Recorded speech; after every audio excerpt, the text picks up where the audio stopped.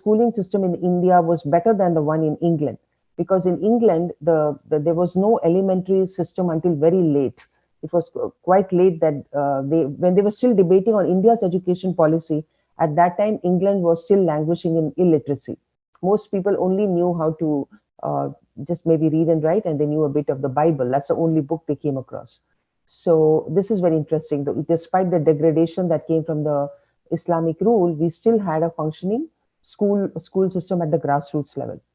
Okay, and there were also many low-cost innovations that were noticed by the British.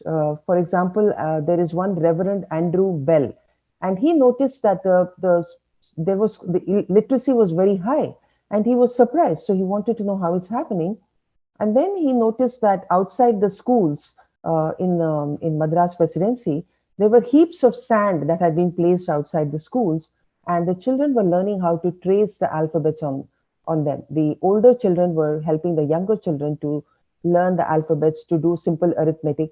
And he noticed that even when the teacher is not around, the students are still learning. They're not making noise and playing, but the older children are teaching the younger children using the sand heap. So they didn't even need a blackboard. So he was astonished. He said, "Oh, we thought that in England we need blackboards, we need infrastructure, and that is why, because of that, we do not have high education, we do not have literacy.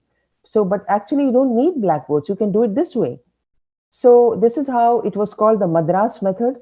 And you'll be surprised to know that Andrew Bell introduced this in England, right? And this was introduced even in Europe, West Indies, in Bogota, in Colombia. So that is how this system became very popular, especially the mentorship program, because they realized that they have very few teachers and there are so many students. So why not use the older children to teach the younger kids? So that was a revolutionary innovation for them. And so you can also go back in time and imagine what the Pathshalas were like in ancient India. It must have been similar to this.